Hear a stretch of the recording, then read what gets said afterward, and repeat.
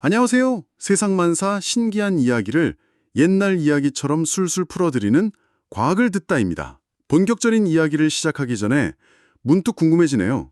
지금 우리 선생님께서는 따뜻한 아랫목에 계신가요? 아니면 볕 좋은 공원 벤치에 계신가요? 전국 팔도 어느 동네에서 이 방송을 듣고 계신지 댓글로 살짝 귀띔해 주시면 제가 그쪽을 향해 더 반갑게 인사를 올리겠습니다. 자, 그럼 오늘 이야기 보따리를 한번 풀어볼까요? 네. 오늘 이야기는 정동진의 그 장엄한 새해 해돋이 풍경으로 한번 시작해 볼까 합니다. 수표선 너머로 거대한 불덩이가 솟아오르는 그 순간. 아, 정말 장관이죠? 네, 온 세상이 그 경이로움에 잠기는 듯한 경험은 누구에게나 깊은 인상을 남기죠. 맞습니다. 그 칠흑 같은 어둠을 뚫고 세상을 붉게 물들이면서 솟아오르는 태양을 보면 아, 정말 자연의 위대함 앞에 절로 고개를 숙여줍니다. 그런데 바로 그 순간 우리가 실눈을 뜨고 엄지손가락 하나를 이렇게 딱 들어보면 그 거대한 태양이 손가락 한마디에 쏙 가려지는 경험을 하곤 하죠. 바로 그 지점입니다. 인간의 눈에 보이는 크기하고 실제 크기 사이의 그 엄청난 간극. 그게 우리 조상님들의 상상력을 자극했던 거죠. 아, 저렇게 쉽게 가려지는 걸 보니까요. 네. 저건 하늘에 걸린 따뜻한 놋그릇 같은 거구나. 혹은 신들이 타고 다니는 수레바퀴 정도로 생각하셨던 겁니다. 하긴 달하고 크기도 비슷해 보이고 또 구름 뒤에 숨기도 하니까요. 그렇죠. 그러니 그리 벌지 않은 곳에 떠 있는 그냥 거대한 등불이라고 여기신 거예요. 소양의 예학자들도 생각이 비슷했다고 들었습니다. 태양은 티끌 하나 없이 매끄러운 황금 접시일 것이다. 이렇게 상상했다고요. 네, 하늘은 완벽한 공간이라고 믿었으니까요. 하지만 이제 과학이 발전하면서 인류는 거대한 충격과 마주하게 됩니다. 어떤 충격이었을까요?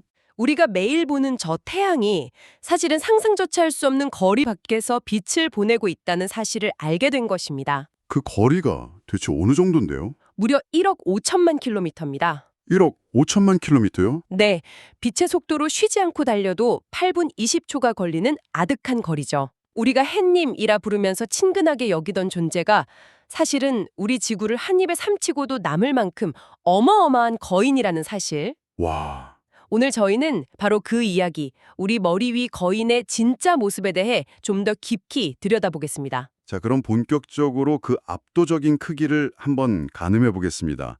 어려운 숫자는 잠시 있고요. 우리 주변 물건에 빗대어 상상해 보면 어떨까요? 만약 태양을 선생님 댁 거실에 있는 커다란 수박 한 통이나 아이들이 가지고 노는 농구공이라고 한번 가정해 보겠습니다. 아, 좋은 비유입니다. 자, 태양이 농구공이라면 우리가 발 딛고 사는 이 지구의 크기는 과연 어느 정도일까요? 농구공 옆이니까 탁구공? 아니면 구슬 정도 될까요? 많은 분들이 그렇게 생각하시죠. 하지만 실제 비율은 그 상상을 훨씬 뛰어넘습니다. 그런가요? 태양이 농구공이라면 지구는 그 옆에 놓인 아주 작은 모래알 한 톨 크기에 불과합니다. 모래알 한 톨이요. 와, 그건 정말 눈에 잘 보이지도 않을 크기인데요? 네, 농구공 옆에 놓인 모래알 하나, 그것이 바로 우주 공간에 있는 태양과 지구의 실제 비율인 겁니다. 정말 믿기지가 않네요. 채운다고 가정하면 네. 무려 130만 개가 들어갑니다. 130만 개요? 네, 지구 130만 개를 쏟아 부어야 비로소 태양이라는 그릇이 가득 차는 셈입니다. 와. 이 때문에 우리 태양계 전체 질량의 99.8%를 태양이 홀로 차지하고요. 나머지 0.2%의 부스러기를 가지고 지구를 포함한 모든 행성들이 나눠 갖고 있는 거죠. 정말 압도적인 지배자라고 할 수 있겠네요. 크기뿐만 아니라 그 둘레, 표면의 넓이도 상상을 초월할 것 같습니다. 그렇죠. 이번에는 거리로 한번 그 규모를 느껴볼까요? 좋습니다. 가령 우리가 시속 100km로 달리는 자동차를 타고 지구의 적도를 따라 한 바퀴를 돈다면 밤낮 없이 달려도 약 17일이 걸립니다. 그런데 만약 같은 자동차를 타고 똑같은 속도로 태양의 적도를 한 바퀴 돈다고 상상해 보시죠. 과연 얼마나 걸릴까요? 17일보다는 훨씬 길 테고 한 반년쯤 걸릴까요? 꼬박 5년이라는 시간이 걸립니다. 5년이요?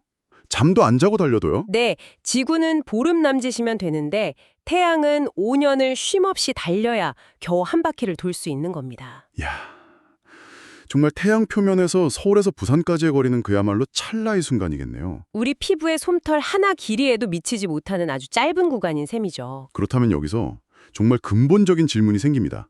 이렇게 거대한 몸집이 대체 어떤 연료를 쓰기에 무려 46억 년이라는 긴 세월 동안 저렇게 뜨겁게 타오를 수 있었을까요? 맞습니다.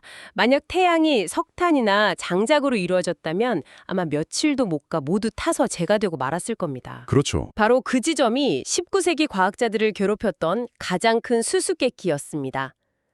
그 해답의 열쇠는 바로 핵융합이라는 현상이 있습니다. 핵융합이요? 네, 이 핵융합은 태양의 중심부처럼 상상을 초월하는 온도와 압력 속에서 가벼운 원자핵들이 서로 합쳐져서 더 무거운 원자핵으로 변하는 과정을 말합니다. 아, 구체적으로는 수소 원자핵 4개가 합쳐져서 하나의 헬륨 원자핵으로 바뀌는 현상이죠. 이 과정에서 엄청난 에너지가 방출된다는 것이군요. 그렇습니다. 조금 더 쉽게 비유를 하자면 뭐랄까 인류가 만든 가장 강력한 무기인 수소폭탄 수천만 개가 매 순간 1초마다 태양의 심장부에서 끊임없이 터지고 있는 것과 같습니다. 1초마다 수천만 개가요? 지금 이 순간에도요? 네, 바로 지금 이 순간에도 그 경이로운 폭발이 계속되고 있는 겁니다. 그 에너지의 양은 정말 상상도 안 되는데요. 실로 천문학적입니다. 태양의 단 1초 동안 뿜어내는 에너지를 모두 모아서 전기로 바꿀 수만 있다면 네. 현재 지구의 모든 인류가 무려 210억 년 동안 쓰고도 남을 만큼의 막대한 양입니다. 210억 년이요? 인류 문명 전체 역사를 다 합쳐도 1만 년이 채 안 되는데 말이죠. 그렇죠. 정말 아득하게 느껴지는 규모입니다.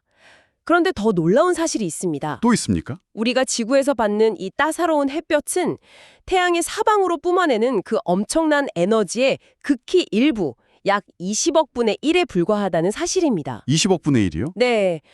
그 작은 부스러기 같은 에너지만으로 지구의 바다가 데워지고 바람이 불고 식물이 자라나 모든 생명체가 살아가고 있는 것이죠. 와, 정말 태양이라는 존재가 새삼 다르게 느껴지네요. 이야기를 하다 보니 가끔 뉴스에서 들려오는 태양 흑점 소식이 떠오릅니다. 아, 맞아요. 태양 흑점 활동이 활발해져 통신 장애가 우려된다. 이런 보도들이요. 네, 망원경으로 태양 표면을 관측하면 마치 얼굴에 죽은 깨처럼 보이는 검은 점들, 그게 바로 흑점입니다. 이름에 점이라는 글자가 들어가서 작게 느껴지기 쉬운데 실상은 전혀 다르다고요. 맞습니다. 이 흑점은 주변보다 온도가 조금 낮아서 어둡게 보이는 것일 뿐 그 크기는 우리가 사는 지구보다 훨씬 큽니다. 지구보다도 크다고요? 네, 어떤 거대한 흑점은 지구 여러 개가 통째로 들어가고도 남을 만큼 거대한 구멍입니다. 태양 얼굴에 난 작은 뾰루지 하나가 지구 전체를 삼킬 만한 크기라는 비유가 결코 과장이 아닌 셈이죠. 세상에. 그뿐만이 아니라고 들었습니다. 그렇습니다. 이 흑점 주변에서는 때때로 거대한 불기둥이 솟구쳐 오르기도 하거든요. 아, 그게 바로 홍염 또는 플레어라고 부르는 현상이군요. 맞습니다. 이 불기둥은 그 높이가 수십만 킬로미터에 달해서 지구 수십 개를 꼬치에 꿰는 것처럼 한 번에 관통할 수 있을 만큼 깁니다. 만약 지구가 태양 가까이에 있었다면 정말 상상만 해도 끔찍하네요. 그렇죠. 태양이 혀를 한번 날름거리는 듯한 저 불길에 닿는 순간 순식간에 잿더미로 변했을 겁니다. 아, 우리가 안전한 건 결국 이 1억 5천만 킬로미터라는 절묘한 거리두기 덕분이군요. 허허, 맞습니다. 별과 행성 사이에도 이 안전거리 확보가 생존의 필수 조건이라는 점이 참 흥미롭죠. 그런데 여기서 더 놀라운 반전이 기다리고 있다고 들었습니다. 나아가 우주 전체로 넓혀보면 이 태양조차도 지극히 평범하거나 오히려 작은 편에 속하는 별이라는 사실입니다. 태양이 작은 편이라고요? 그렇습니다. 밤하늘을 수놓은 수많은 별들 중에는 베텔게우스나 UI 스쿠티와 같은 적색 초고성이 있습니다. 이 별들의 크기는 정말 상상을 초월합니다. 어느 정도인가요? 만약 이 거대한 별들 중 하나를 지금 우리 태양이 있는 자리에 그대로 가져다 놓는다고 상상해 보십시오. 네. 그러면 수성, 금성, 지구, 화성은 물론이고 저 멀리 목성이 돌고 있는 궤도까지 전부 그 별 안에 포함되어 버립니다. 목성 궤도까지요? 그 비유를 다시 한번 들어봐야겠네요. 만약 우리 태양이 농구공이라면 방금 말씀드린 그 거대한 별들은 63빌딩만한 크기라고 보시면 됩니다. 와, 농구공과 63빌딩이라니. 하지만 우리는 바로 그 점 때문에 우리 태양에게 고마워야 합니다. 너무 거대한 별들은요, 성질이 급해서 수천만 년 만에 가진 에너지를 모두 태우고 폭발하며 생을 마감하거든요. 아, 생명체가 탄생하고 진화할 시간이 턱없이 부족하겠군요. 바로 그겁니다. 반면에 우리 태양은 너무 크지도 작지도 않은 딱 적당한 크기의 중년의 별이기 때문에 46억 년이라는 긴 시간 동안 마치 뚝배기처럼 은근하고 꾸준하게 빛과 열을 내뿜어 왔습니다. 그 안정성 덕분에 지구의 생명이 싹트고 우리가 존재할 수 있었던 것이군요. 맞습니다. 오늘 이야기를 종합해보면 우리는 결국 태양이라는 거대한 용광로 옆 모래알 같은 행성 위에서 살아가는 아주 작은 존재들이네요. 네, 그렇죠. 태양이 기침 한번 크게 하는 수준인 흑점 폭발해도 지구 전체의 통신이 마비될 수 있을 만큼 연약하기도 하고요. 하지만 바로 그 사실이 우리 존재의 의미를 더 깊이 생각하게 만드는 것 같습니다. 어떤 점에서 말이죠? 우리 몸을 이루는 근본적인 원소들 말입니다. 우리 피 속에 흐르는 철분, 뼈를 만드는 칼슘, 숨 쉴 때 필요한 산소 같은 것들이요. 과학자들이 그 기원을 추적해봤다고 하더군요. 아, 네. 놀랍게도 그 원소들은 대부분 태양 자체에서 만들어진 것이 아니죠? 그렇다면 어디서 온 걸까요? 이런 무거운 원소들은 우리 태양이 태어나기 훨씬 이전에 태양보다 훨씬 더 크고 무거운 별들이 생의 마지막 순간에 초신성이라는 장엄한 폭발을 일으키며 우주 공간에 흩뿌려 놓은 일종의 유산입니다. 별의 유산이요? 네, 그 별들의 먼지가 오랜 세월을 거쳐 다시 뭉쳐 태양과 지구가 되었고 마침내 우리의 몸을 이루게 된 것입니다. 그렇다면 우리는 단순히 흙에서 와서 흙으로 돌아가는 존재가 아니었군요. 더 근원적인 고향이 있었던 셈입니다. 맞습니다. 우리는 별에서 와서 별로 돌아가는 존재, 즉 별의 자손인 것입니다. 별의 자손이라? 네, 선생님의 손등을 가만히 들여다보십시오. 그 피부를 이루는 탄소와 그 안에 흐르는 피 속의 철분 모두가 아득한 옛날, 이름 모를 거대한 별의 마지막 흔적인 셈입니다. 우리 모두는 작은 우주를 품고 살아가는 존재들이죠. 우리 머리 위의 태양도 그럼 언젠가는 생을 마감하게 되겠지요? 네, 과학자들은 앞으로 약 50억 년쯤 지나면 태양이 중심부의 수소 연료를 다 쓰고 점차 부풀어 오르기 시작할 것이라고 예측합니다. 부풀어 오른다고요? 그렇게 들릴 수도 있습니다. 하지만 그것 역시 우주의 거대한 순환 과정의 일부입니다. 꽃이 지면 거름이 되어 새로운 꽃을 피울 양분이 되듯 우리 태양의 마지막 모습 역시 먼 훗날 새로운 별과 행성을 만드는 재료가 되어 우주 어딘가로 흩어질 것입니다. 오늘 구독자님께서는 저녁 식탁에 오른 따뜻한 밥 한 공기를 보시거든.